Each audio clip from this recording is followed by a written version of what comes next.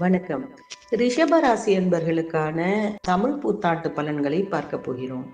ஒரு விஷயத்தை செய்யும் பொழுது கண்ணும் கருத்துமாக இருந்து செய்யக்கூடியவர்கள் ரிஷபராசிக்காரர்கள்.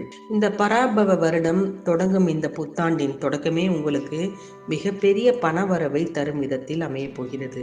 லாபஸ்தானத்தில் சனி இருப்பதால் எதற்கும் கவலைப்பட தேவையில்லை. குடும்பஸ்தானத்திலும் குரு பகவான் வீற்றிருக்கிறார். இல்லத்தில் நல்ல காரியங்கள் பலவும் படிப்படியாக நடக்கும். சென்ற ஆண்டில் பல முயற்சிகள் செய்தும் முன்னேற்றம் காணப்படாத காரியங்கள் எல்லாம் இப்பொழுது நடக்கும். தொழில் முன்னேற்றம், உத்தியோக முன்னேற்றம் எல்லாம் கண்டிப்பாக உண்டு. இந்த ஆண்டில் குரு பகவான் 2 முறை பயிற்சி ஆவார். ராகு கேது பயிற்சியும் நடக்கப் போகிறது. இந்த பயிற்சி காலங்களில் வளர்ச்சியை காண உங்கள் சுய ஜாதக அடிப்படையில் பாக்கியாதிபதியின் நிலை அறிந்து யோக பலம் பெற்ற நாளில் அதற்குரிய தெய்வ வழிபாடுகளை செய்தால் எதிர்பார்ப்புகள் கண்டிப்பாக எல்லாமே நிறைவேறும். உங்கள் ராசிக்கு 8ஆம் இடத்திற்கும் 11ஆம் இடத்திற்கும் அதிபதியானவர் குரு பகவான். அவர் வைகாசி மாதம் 12ஆம் தேதி கடக ராசிக்கு பயிற்சியாகிறார். அதே போல் ஐப்பசி மாதம் 3ஆம் தேதி சிம்ம ராசிக்கு குரு பயிற்சியாகி செல்கிறார். மீண்டும் மாசி மாதம் 1ஆம் தேதி முதல் வருட கடைசி வரை கடகத்தில் சஞ்சரிக்கிறார். இடையில் வக்கரகதியிலும் குரு இயங்குவார்.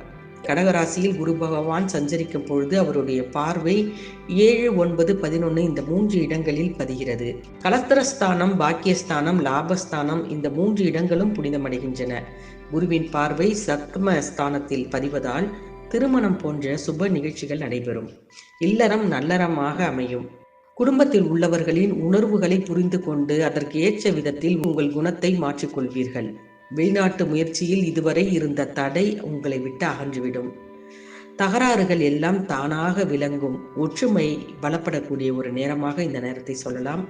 குருவின் பார்வை 9ஆம் இடத்தில் பதிவதால் தந்தை வழி உறவில் நெருக்கம் அதிகரிக்கும்.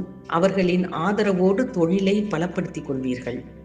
நீடித்த நோயிலிருந்து நிவாரணம் பெறுவீர்கள். வெளிநாட்டில் உள்ள நல்ல நிறுவனங்களில் இருந்து வரும் அழைப்புகளை ஏற்றுக்கொள்ள முன் வருவீர்கள். கொடுக்கல் வாங்கல்களில் திருப்தி ஏற்படும். மகன் மகளின் வேலைக்காக செய்த முயற்சி கைகூடும். அதன் மூலம் உங்களுக்கு உதிரி வருமானங்கள் வரக்கூடும். முன்னோர்கள் செய்த தர்மங்களை நீங்களும் செய்ய முன்வருவீர்கள். எதையும் திட்டமிட்டு செய்து வெற்றி காணக்கூடிய ஒரு நேரம் என்று இந்த நேரத்தை சொல்லலாம். குருவின் பார்வை 11ஆம் இடத்தில் பதிவதால் பொருளாதாரம் உச்ச நிலையை அடையும் என்று சொல்லலாம். உடலும் மனமும் உற்சாகத்துடன் செயல்படும். செய்யும் தொழிலை மேம்படுத்த எடுத்த முயற்சிகள் பலன் தரும். கொடுக்கல் வாங்கலில் இருந்த ஏற்ற இறக்கங்கள் நிலை மாறும். இல்லறத்திற்கு தேவையான விலை உயர்ந்த பொருட்களை வாங்கி மகிழ்வீர்கள். எதிர்காலத்தை பற்றிய பயம் உங்களை விட்டு அகலும். சடங்கு சம்பிரதாயங்களில் நம்பிக்கை அதிகரிக்கும்.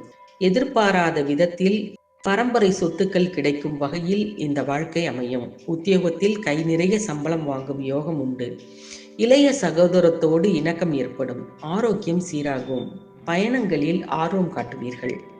சிம்ம ராசியில் குரு சஞ்சரிக்கும் பொழுது அவரின் பார்வை உங்களுடைய ராசிக்கு 8, 10, 12 இந்த 3 இடங்களில் பதியும். அஷ்டமத்தை குரு பார்ப்பதால் இழப்புகளை ஈடு செய்ய வழி பிறக்கும். கடந்த சில வருடங்களாக இல்லத்தில் நடைபெறாமல் இருந்த காரியங்கள் துரிதமாக இப்பொழுது நடைபெறும். 10ஆம் இடத்தில் குருவின் பார்வை பதிவதால் மிகப்பெரிய யோகம் உங்களுக்கு. முன்னேற்றத்தை நோக்கி அடியெடுத்து செல்வீர்கள். தொழிலில் ஏற்பட்ட இழப்புகளை ஈடு செய்ய வேறு துறைகளை தேர்ந்தெடுக்கலாமா என்ற ஒரு எண்ணம் கூட உங்களுக்கு மனதில் ஓடும். சுய ஜாதகத்தை ஒரு முறை நீங்கள் பரிசீலனை செய்து கொள்வது மிகவும் நல்லது. அதே நேரத்தில் குருவின் பார்வை 12ஆம் இடத்தில் பதிவதால் விரயங்கள் கொஞ்சம் கூடுதலாக இருக்கும். வீடு மாற்றமோ நாடு மாற்றமோ வருவதற்கான வாய்ப்புகள் உண்டு. அதே நேரத்தில் ஐப்பசி மாதம் 27ஆம் தேதி உங்கள் ராசிக்கு 9ஆம் இடமான மகரத்தில் ராகுவும் 3ஆம் இடமான கடக ராசியில் கேதுவும் சஞ்சாரம் செய்ய போகிறார்கள். 9ஆம் இடத்தில் சஞ்சரிக்கும் ராகுவால் ஒப்பற்ற நல்ல பலன்கள் உங்களுக்கு நடக்கும். தொழில் வளர்ச்சி திருப்தி தரும். பெற்றோரின் வாயிலாகவும் நண்பர்கள் வாயிலாகவும் போதுமான பொருளாதாரம் உங்களை நாடி வரும். 3ஆம் இடத்தில் சஞ்சரிக்கும் கேதுவால் முன்னேற்றமாக இருந்த பல விஷயங்கள் இப்பொழுது துரிதமாக நடைபெறும். பல நல்ல விஷயங்கள் நடக்கும். எந்த ஒரு விஷயத்திலும் கவனமாக இருந்து அதை வெற்றியாக மாற்றி விடுவீர்கள். பயணங்கள் அதிகரிக்கும். வெளிநாட்டில் குடியேறக்கூடிய வாய்ப்பு கூட ஒரு சில ரிஷபராசி அன்பர்களுக்கெல்லாம் கிடைக்கும். இந்த 2026ஆம் ஆண்டை பொறுத்தவரை இந்த தமிழ் புத்தாண்டு உங்களுக்கு பல அற்புதமான விஷயங்களை எல்லாம் நடத்தி காட்டப் போகிறது. காரணம், குருவின் பரிபூர்ண பார்வை, ராகு கேதுகளின் சாதகமான சஞ்சாரம்.